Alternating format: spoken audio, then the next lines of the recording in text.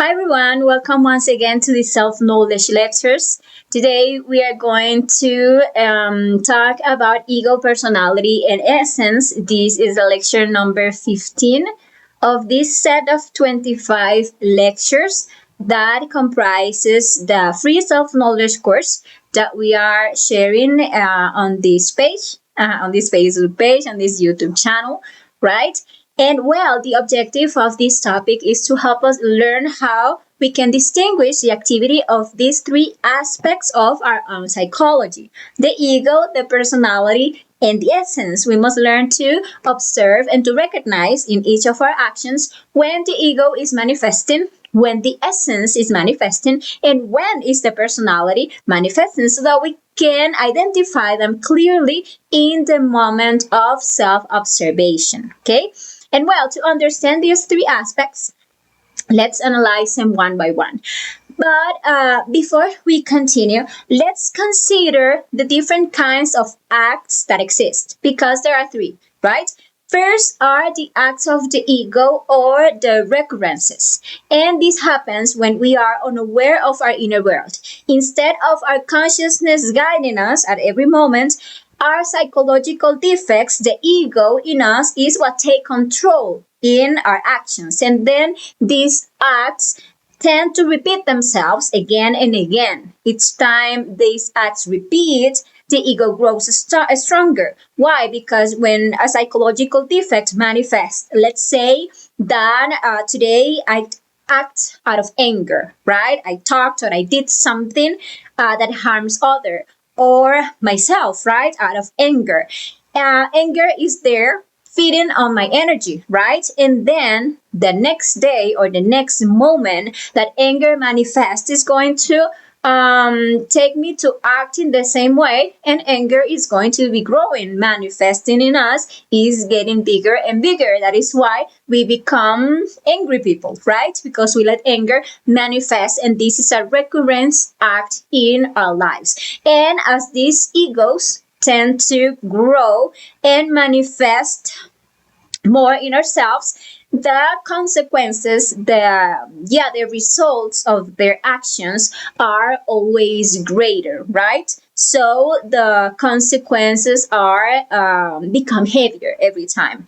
And well, as we studied on the lecture of laws of return and recurrence, which is the lecture number 12, the ego causes us to repeat the same actions, make the same decisions, and end up committing the same mistakes life after life, right? And these mechanical acts of the ego keep us trapped, like in a loop, also day after day, right? If laziness manifests in me today, it's going to manifest in me tomorrow. If envy manifests in me today, it's going to manifest in me tomorrow, right? If lust is manifesting in me, it's going to continue manifesting in my psychology. If I feel the desire, I don't know, to watch pornography or to masturbate, well, those are psychological defects that, in order to fit themselves of our energy, they are going to make us feel the same desire and end up repeating the same action, right? And that happens from one life to the other, from one day to the other. Actually, when we enter a new existence, we actually arrive already with a fixed destiny, right? Everything we will experience is already written, including how we will react, because we are acting all the time because the ego's conditioning, right? And those acts are the acts of the ego. But also there are the accidents, and accidents happen just because our consciousness is asleep, and we are so distracted, so fascinated with the things of this world, that we end up having accidents. These acts or accidents are not part of our destiny. They are not written in our fate line. For example, it may not be in our destiny that we are going to be hit by a car at the age, let's say, of 25, for example. But if in this life we develop, let's say, the defect of always being absorbed in our cell phone, even walking while looking at our cell phones, and we cross the street without caution, we might be accidentally hit by a car, right? And this accident is going to create a new recurrence. So in the next life, at the very same age, we are going to be similarly absorbed by some technology, perhaps more advanced, but the defects will be the same and is going to cause the same recurrent behavior and the same consequence. Okay, and those are the accidents that they do already happen. And the third type of acts are the ones that prevents accidents from happening and are the ones that stop new recurrences and allow us to break free from those mechanical patterns of our ego. And those are the conscious acts. Those they free us from the recurrences and their consequences, the ones that we already carry from our past lives. And but for those conscious acts to take place, we must make continuous and deliberate efforts to awaken our consciousness at every moment, to live in a state of self-remembering, right? So that consciousness is manifesting in us. And these are the three types of acts. The thing is that we manage to recognize, right? Where is the ego acting, when, right? When the personality and when the essence. So let's examine each one of these three aspects of our psychology so that we can deepen on our understanding of them. Let's first talk about the ego. Actually, the ego is known by many names. Some of these names probably you have heard before, but perhaps you haven't realized that they all point into the same thing, the ego within us. For example, the ego is called the eyes or psychological selves, right? Because it refers to those many different ways of being that we have inside ourselves, right?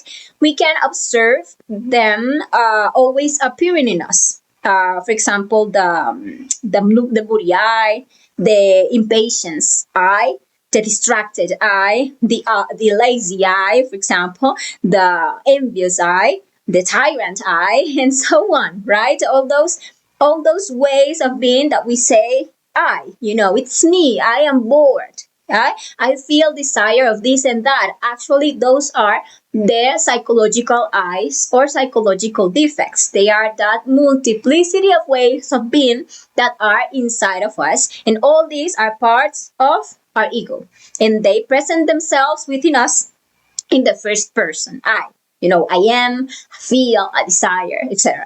And those eyes, right, this multiplicity in our psyche, for example, in Buddhism, are known as the psychological aggregates, since they are not something inherent to our psyche, but they rather are elements that have been added to it throughout our multiple existences. Not every time, not in all our existences, we were the same angry person or the same depressed person. Those were defects that were aggregated to our psychology. But also, the ego is known as psychological defects or errors, since they are those flawed parts within us that lead us to act wrongly, causing harm to others and to ourselves. They are also known as desires and temptations, like those urges that we constantly feel that drive us to give in to our lowest instincts. Often we try to blame this on an external force, a Satan or a demon outside ourselves, but what we should understand is that what we call God and what we call the devil are not outside ourselves. They live within us. Yeah? That this devil or this Satan is nothing more than the ego that lies inside of us, that is tempting us, that is making us act in a wrong way. And well, in ancient Egypt, this ego or these psychological aggregates were called the red demons of Set, right? And the initiates that were working on themselves in the ancient Egypt were actually fighting against their own demons, red demons of Seth, right? And well, for example, in Christianity, the ego is known as sins, right? We recognize, for example, the seven deadly sins like laziness, greed, lust, pride, anger, gluttony, and envy. These seven sins represents like the main heads of the legion that is the ego within us. And the ego is also known as injustice, ignorance, pain, suffering, right? It is the ego that makes us act unfairly, that keep us trapped in ignorance, sorry, and that causes us to suffer, right? It is also called inner darkness, trapped consciousness, and it is linked to all our mental concepts. All these names point to what is the ego or the psychological I.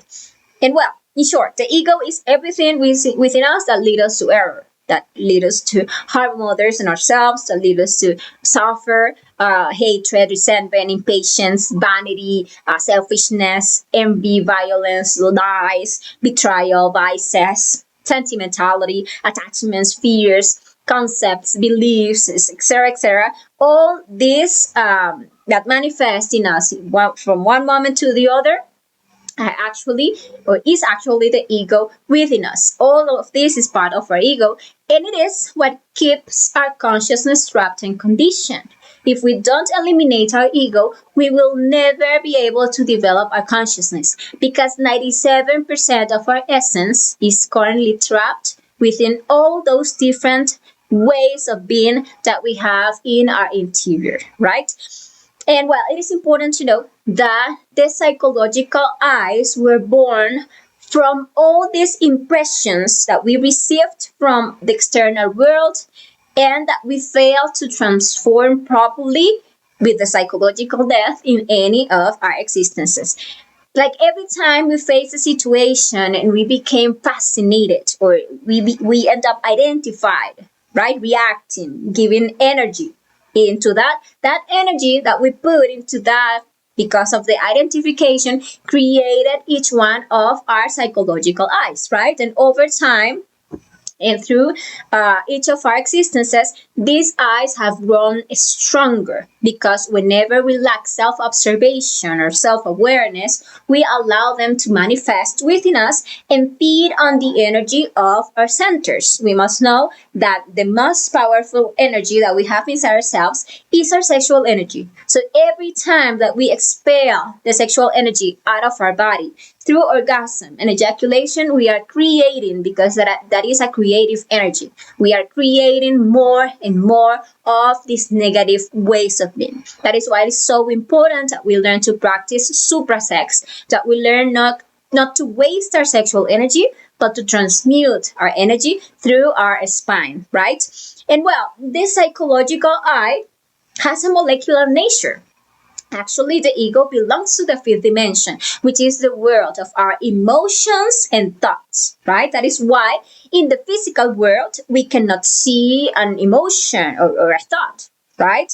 But they are so real. Likewise, no one can physically see the ego when it's manifesting from the fifth dimension through desire, through justification, for example, but from there, from emotion and mind, it takes control of our personality, and through the personality, it takes control of our physical body, leading us to act in such or such a way, leading us to talk in such or such a way, right?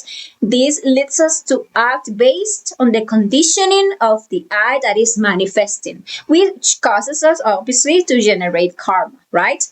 And well, something that we must know is that each of our eyes or psychological defects has like its own personality, because each of these ways of being that lives inside of us, they have their unique way of being. We can see, for example, that our angry eye manifests in us, acts in us, talks in us very different from our happy eye, or from our fearful eye, or from our lustful eye. Every time that an eye is manifesting in us, we show a totally different personality. And something else that we must know about the ego is that there are new eyes and old eyes. In these last existences, we've created many eyes that we didn't have before. For example, in other lives, we didn't have the ego of the telephone, cell phone, right? The eye that feeds on all the energy we give it by spending hours and hours on those devices until we become like addicted, that eye that manifests, making us feel anxious if we leave our cell phone behind, and that make us suffer terribly if we lose our cell phones. Actually, that is a new psychological eye. But also in this existence, we've created eyes like the driver, like the video gamer, like the one who watches pornography, like the one pornography in videos. Because, for example, pornography in magazines that was created in previous existences, probably, or the one on social networks and so on. We can see how all this so-called technological advancement give us the illusion that we are evolving, but internally it is actually precipitating us into involution. Because if we reflect on it, we will realize that these advances have only served to degenerate us more and more, creating new eyes and at the same time feeding all our old eyes even more. Because we also carry very old psychological eyes that we have created in previous existences. If we can see, for example, the eye of laziness, which is like the father of them all. Within the details of the lazy ego, we can find very old eyes like the partying eye, the disobedient, the funny eye, the bored eye, the distracted eye, and many, many more. And if we analyze this closely, we are going to see how these new eyes that we are creating end up feeding the old ones.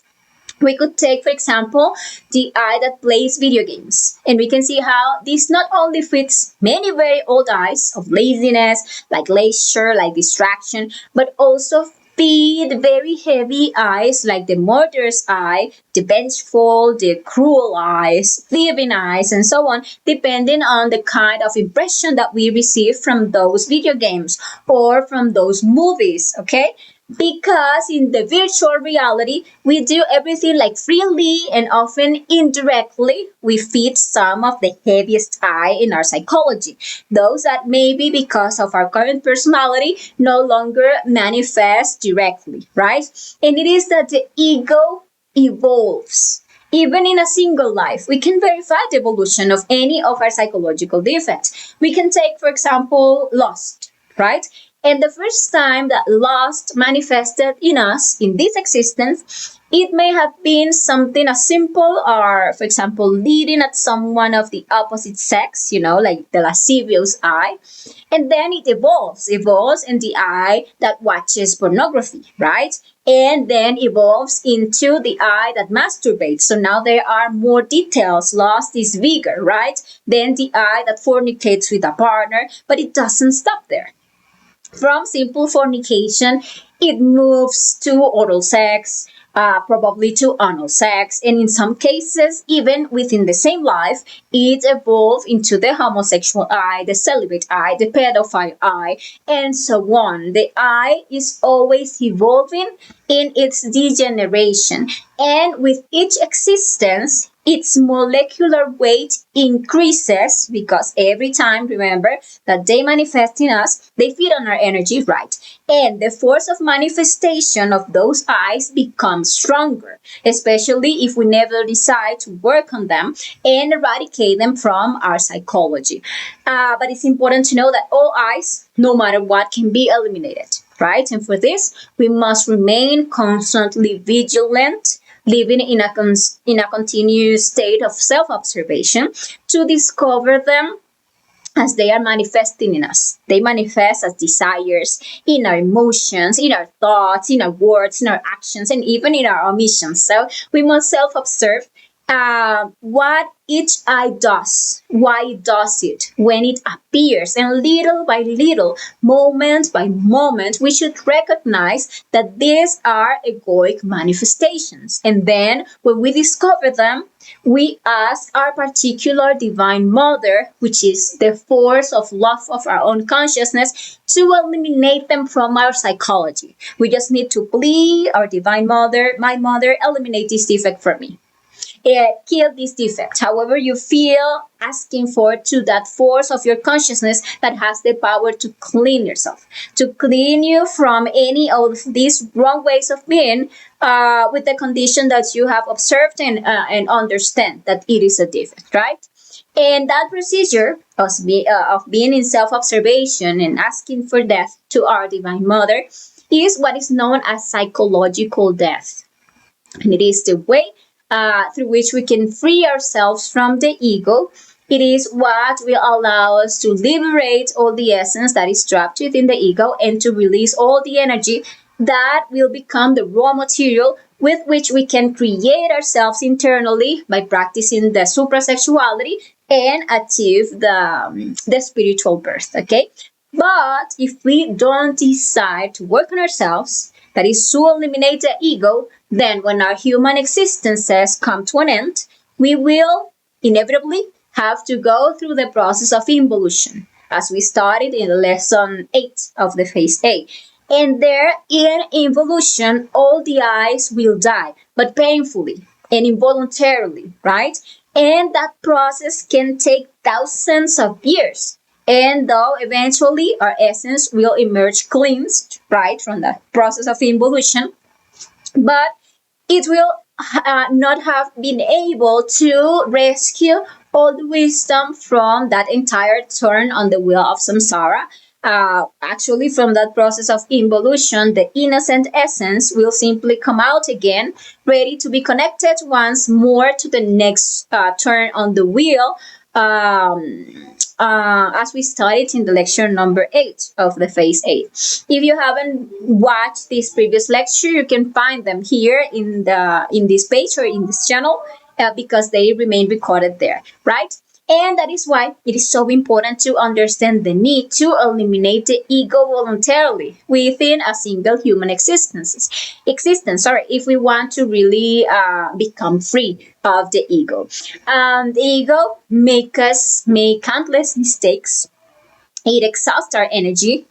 It causes all kinds of recurrences. It keeps us trapped in repetition, living the same situations over and over again without learning the lessons that life brings us. And worst of all, it prevents us from advancing towards the self-realization of our being. Each of these eyes bring with it karmic accounts, debts to be paid, and collections to be made. And if we don't work on ourselves, we will keep repeating these same lessons again and again without ever learning from them and without ever transcending those difficult situations. Okay. And well, to observe the manifestation of our ego, we must learn to observe the different desires that arise in us throughout the day, because the I is desire. In all of our desires is a psychological defect manifesting. By doing this, by observing those desires, we can discover which is the specific psychological I that is causing that desire. And we can understand that part of our consciousness is trapped there in that defect, right? We experience all kinds of desires during the day: the desire to argue, the desire to drink, the desire to fight, to do nothing, the desire to masturbate, the desire to criticize, the desire to whatever, you know? And if we observe those desires, there we're going to recognize our ego. If we learn to deny ourselves to these constant desires of the ego, we'll be able to stop we are going to stop being slaves to desire, and we will rescue the light that is wisdom and the fire that is love and that is encouragement, right? Which is the power to act in pursuit of our consciousness, right? If we learn to deny ourselves the desires of our ego, then consciousness can manifest in us and can guide our lives, okay? And well, now that we already know what the ego is, let's see what the personality is. Well, the personality is a mask. The personality is actually the energetic vehicle that allows our psychological defect to manifest in us. When a baby is born, he doesn't have a created personality. He doesn't have like a way of being. He simply is. Actually, the essence is manifesting in that baby. And because of this, the psychological defects cannot manifest in that body, in that baby. That is why the baby enjoys like that unique beauty, And it is because in the baby, only the 3% of free consciousness is expressing itself. But what happens that as the child grows, he begins to form a new way of being by around 7 years old, right? He has completely created his personality completely, which from that point on will be strengthened for the rest of his life. And well, it is throughout the personality that all the eyes that were created in previous existences can come to enter the person's body, right, and manifest in us. Personality is born in time and it dies in time. There is no future for the personality. It is formed in each existence so that the eyes can manifest in the physical body. In each new existence, we create a whole new personality with a new name, with a new surname, with a likes, and so on. And with the death of the physical body, well, the death of the personality also comes, right? The personality is formed through imitation. You see that what children see, children do, right? The child like observes everything around him like a sponge, absorbing what he sees his parents, siblings, friends, and other doing, and they tend to imitate them. The child begins by imitating accents and gestures, but also begins to imitate the reaction of others and starts to develop a concept of what is right and what is wrong, right? For example, if the child sees that the mother acts in such a way, he will assume that that is the right way to act, and he's forming new concepts for that personality. He grows imitating his school friends, his acquaintances, and other relatives. He imitates what he sees on television, on the internet, and so on, and creates that personality or his own way of being, right? The child begins to develop new concepts with which he identifies himself, forming the I am like this. In every existence, we bring this design, the electropsychic design that we mentioned in the lecture 2, where we were talking about death. And that design is going to define the things that we are going to tend to imitate in others, right? And we are going to create this way of being, the I am like this. And from then on, we are going to begin to worship that personality. We are going to start saying things like, the best music is the one I listen to. My country is the best country. The football team I support is the best. The religion I practice is the true one. But actually, those are just concepts, things of the personality. Probably in a previous life, we had a very different personality. Maybe we lived in a different country. Maybe we believed in a different religion. Maybe we liked a different type of music, but the same. We were so identified with that personality that we were exactly saying the same thing. The religion I practice is the true one. The music I like, I listen to is the best one, and so on. And those concepts are defended to death because, like, by defending them, we feel that we are defending ourselves, because we are so identified with that personality.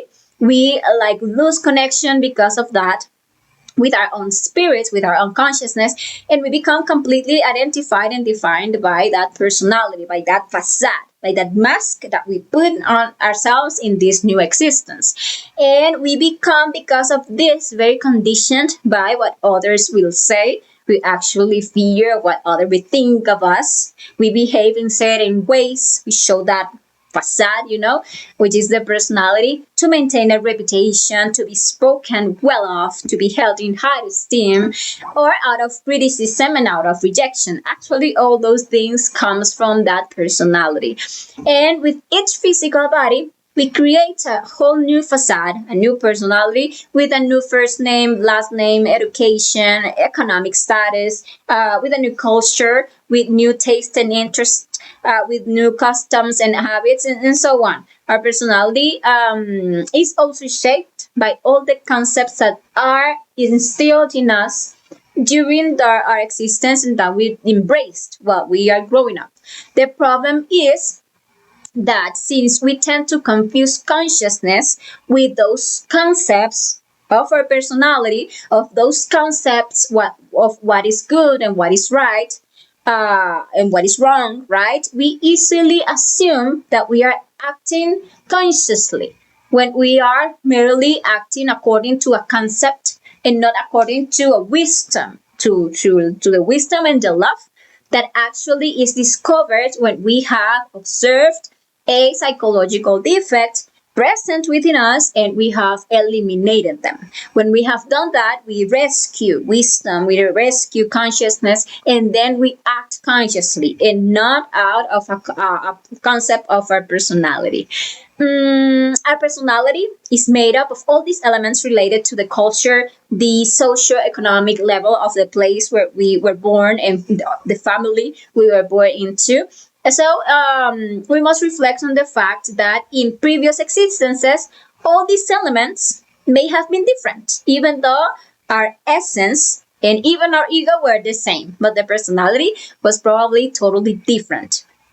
And well, this personality has multiple fractions. Remember that any way of being has its own personality. So we may notice that the aspect of the personality that emerges at some point is different than the aspect of the personality that emerges when a different psychological defect is manifesting. Because nowadays, the personality is like a servant at the service of our ego, right? And the real problem with the personality is that it keeps us hypnotized. It convinces that what truly matters in life are these external things, the things of the personality: vanity, money, status, luxuries, careers, business, appearances.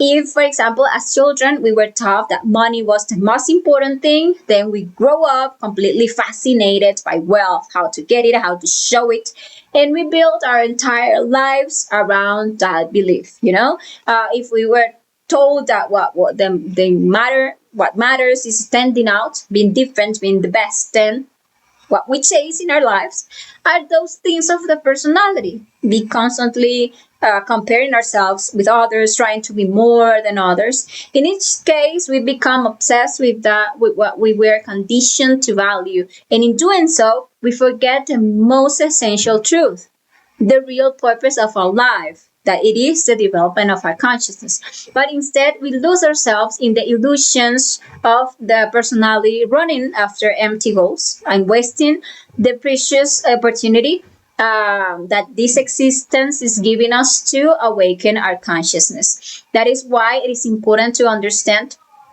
that we must make of our personality a servant to our inner being and not to the ego, because there are two types of personality. The first is what we call the active personality, and this is what we all have. It functions as a servant of our ego. And let's take an example. Let's say that lust wants to express itself in us. The personality, what will do, it will step in to make that whatever lustful desire we have happen, but in a socially accepted way. Instead of going straight to the raw desire, it filters and refines it, right? Finding a way to speak sweetly, to flirt, to promise love and loyalty, and put like a whole performance. But underneath it all, the real intention is just to satisfy lust, right? In that way, the active personality helps each psychological I to express itself through us and keep us completely identified with our defects, trapped in the patterns of our ego. But the other kind of personality, which is the one we must develop, is what we call the passive personality.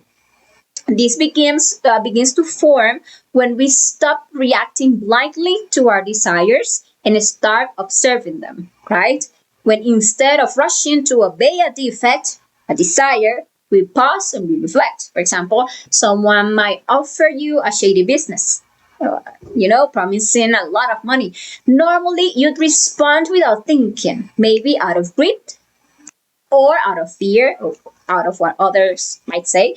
But the passive personality allows you to observe first. You watch what the mind is saying, how the mind starts justifying the idea, observes the emotion as they feel with fear or with excitement, observes the body, as it tenses up or get anxious. And then you recognize that what is going on inside yourself is that a desire, a psychological defect in an ego, wants to manifest, trying to taking control of your body. And if at that moment you consciously reject it, if you ask for its elimination, then your consciousness can manifest instead, and you will be able to act out of clarity, not out of compulsion, but out of consciousness. And that is how the passive personality works. It becomes a receptive instrument listening to the guidance of our unconsciousness. Instead of serving the ego, it begins to serve the light of our unconsciousness. Okay? And well, that is the personality. Now let's talk about something essential, which is our essence. The essence is what is real in us. It is in us what is true, what is immortal, right? And in truth, it is the only thing in us that has a value. It is the only, valuable thing in us. It has always been the same from the very moment we emerged from that sun, sacred absolute sun, that source, that God, right?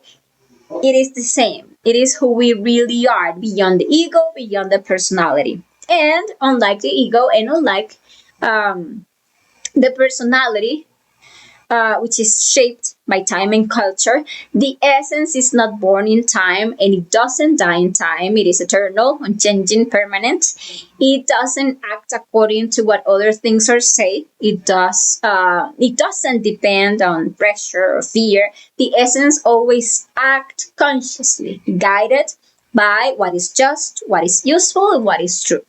And it has a, a single purpose: to awaken all of our consciousness. Actually, 100% of our essence is immortal, but it is divided into two parts. There is a 3% of that essence that is free and self conscious. That is our consciousness. And then there is the other 97% of essence, which is trapped within our psychological defects. When this essence is free, yeah, we call it consciousness because it holds wisdom. But when it is trapped, we simply call it essence because the word essence here symbolizes our innocence, the pure, the untainted core of our being. It is precisely because of its innocence that it was trapped by the ego. So there, that it could gain experience and eventually like awaken wisdom. And well, our work is first to awaken the 3% that in us remains asleep due of the personality, and then little by little through the process of psychological death, we are going to be releasing the trapped essence and bring it into consciousness, because that is actually the true reason for our existence. When we were little kids, our personality hadn't yet formed. That 3% of consciousness was still awake.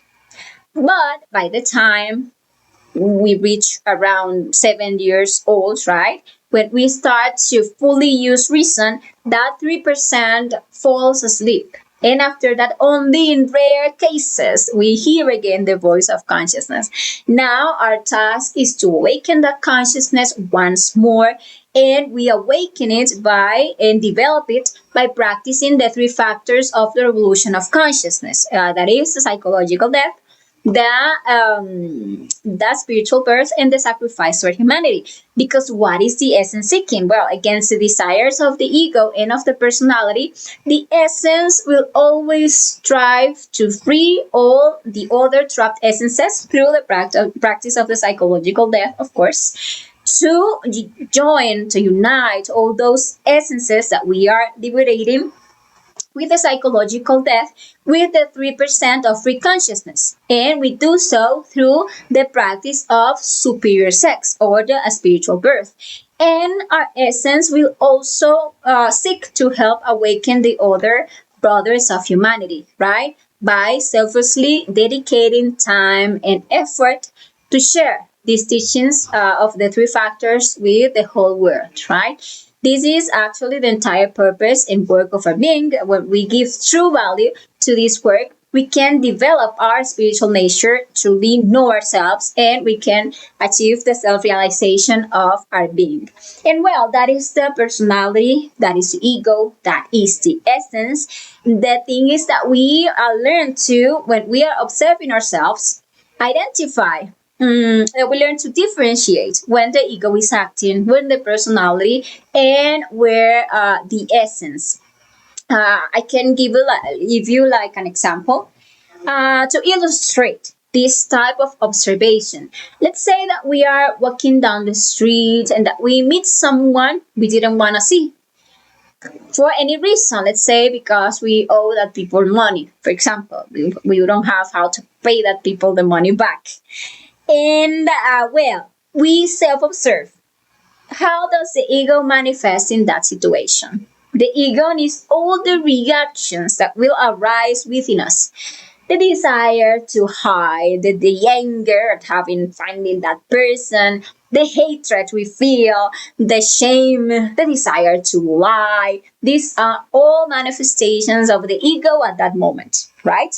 How does the personality manifest at that moment? The personality will be the facade that we are going to put in. Even feeling all of those emotions inside, even having all those thoughts, what we do? We smile at the person. We greet that person politely. We ask him about the family. While feeling terrible annoyance inside, we put that facade.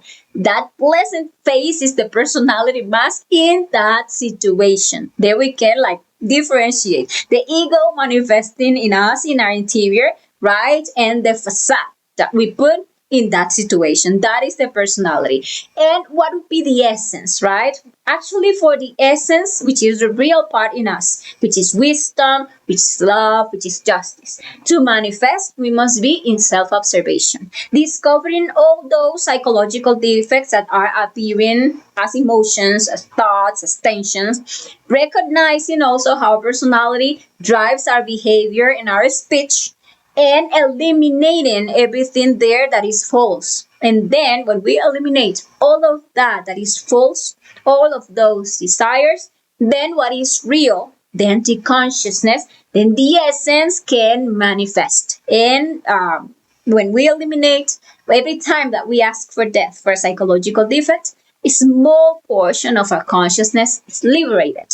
And that portion of our consciousness, which is love, which is wisdom, can then manifest in that situation. Then the essence will always guide us to act consciously, free from conditioning by the personality and by the ego.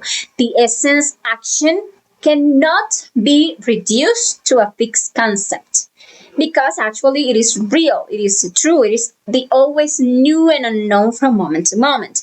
So only in a specific situation, after removing the egoic manifestation, we will discover the spontaneous conscious action to take, because consciousness is not mechanical. It cannot be measured, it cannot be conceptualized or confined to a moral rule. What is conscious in one situation and context may not be in another situation, a different consciousness. And so consciousness is what is what arises spontaneously, and is actually beyond good and evil, right? Now it is now up to us to put all of this into practice through self-observation to learn to identify who is acting in each of our deeds. And well, people, that this has been today's topic. I wish it is helpful for you, right? And I want to invite you to our next topic, in which we are going to go deeper into what self observation is, the observation of oneself, right? We will learn to distinguish self observation from knowing, from thinking, and from the external observation by analyzing the fact that we live in two parallel worlds, the internal and the external. So we are going to discover what is actually self-observing, observing oneself. In that lecture, we will learn everything about this important practice that will allow us to make radical changes in our psychology. So don't miss that lecture. We are going to be sharing that lecture with you next Monday, right? Because this self-knowledge course is shared every week, two times a week, on Mondays and Thursdays. We are sharing with you these conferences. Remember that if you have any question on this lecture, you can leave your questions down there in the comment box, and we will be gladly solving any question that you have. And if you are not yet part of our WhatsApp or Telegram groups, here in the description of this video, you can find the link to join our groups and receive there the videos, written material, audios of each one of these lectures, and also guided practices on these lectures. And well, thank you very much to all of you for being here, and see you the next time. Bye bye.